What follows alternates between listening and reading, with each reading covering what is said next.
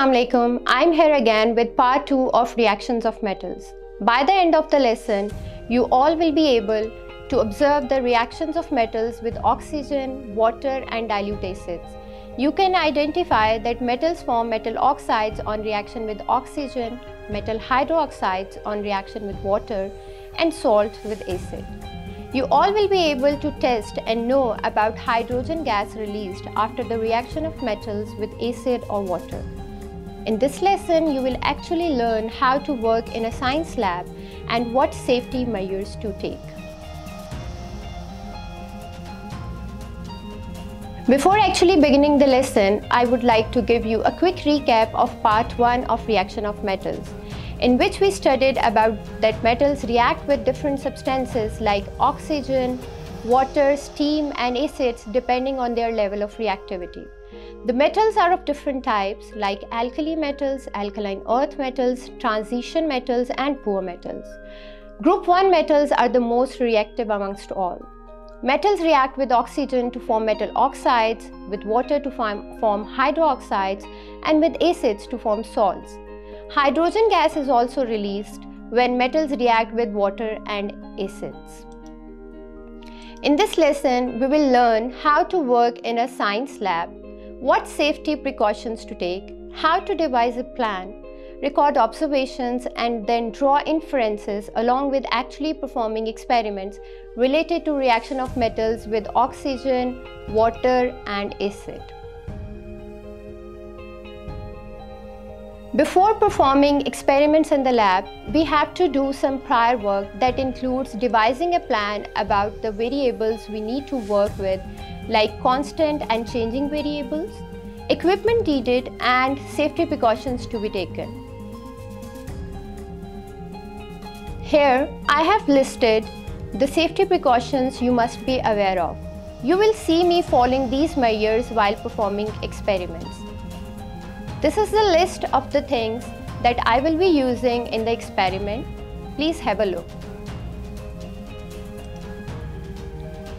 Now let's go to the science lab and perform experiment. Now we have come to science lab for conducting the experiments of reactivity of different metals with different substances. I have taken a magnesium metal and sodium metal, and as you all know that we have to plan the investigation beforehand, and I had already arranged all the things required for the experiments here. First, and I made sure that I have met all the safety precautions before coming to the science lab. The very first reaction that we are going to conduct here is the reaction of metals with oxygen. This is sodium metal, and you can clearly see that we have stored sodium metal under oil because of its high reactivity. Here I have taken a piece of sodium metal, and you can see that it has already reacted with oxygen of the air because of its high reactivity.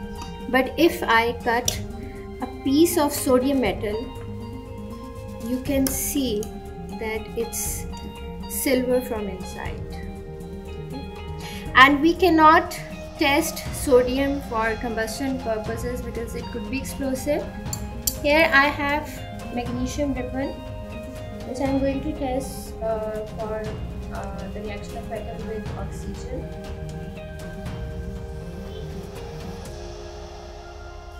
And you can see that it has reacted with the oxygen of the air, and it has produced a bright white flame.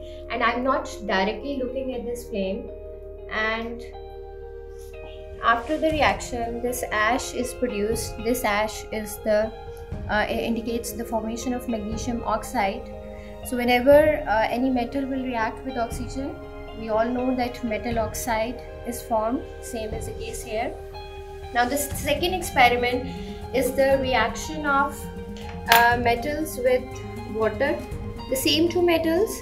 Here I have this is sodium metal. I'm going to take a very small piece of sodium because it's highly reactive, and as soon as I'll put the sodium metal in the water, we'll see that it instantly actually reacted with the water, and you can hear the fizzing coming out.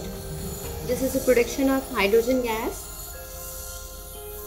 Here I have magnesium ribbon. I put the magnesium ribbon in cold water and you can see that the reaction has not yet started.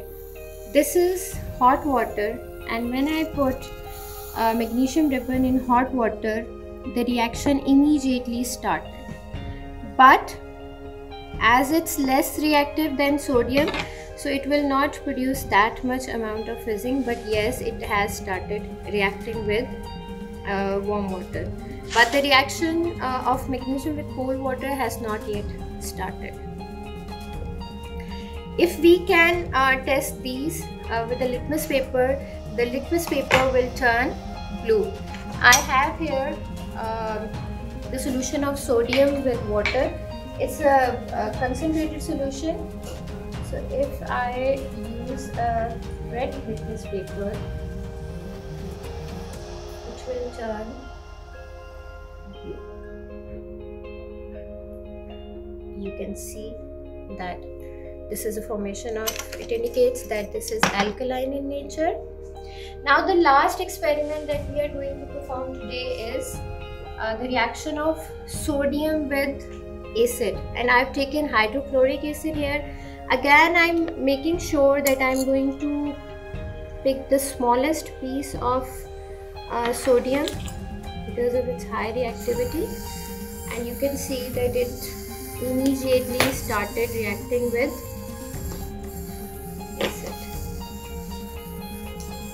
Now I'm going to take few pieces of magnesium metal, and I'm going to again put it in hydrochloric acid, cover it with a funnel, and I'm going to collect hydrogen gas, and I'm going to test that whether the gas that is produced after the result of this reaction is actually hydrogen gas. If it will produce a pop sound, then it's hydrogen gas. I'm making sure that I'm collecting enough of the gas.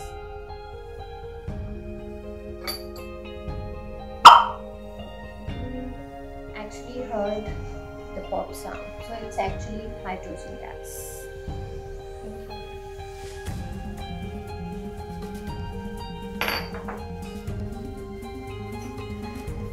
Let's summarize the observations of the experiments conducted with sodium and magnesium metals.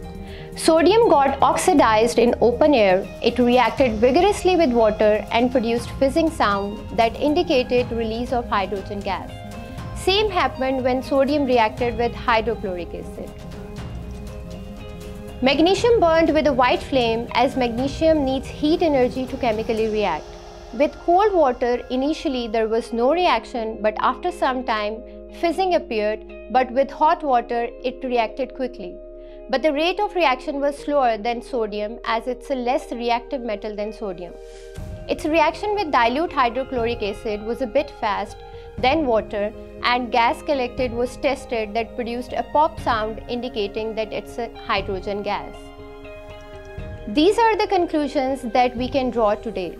These will also conclude our today's lesson that different metals have different levels of reactivity.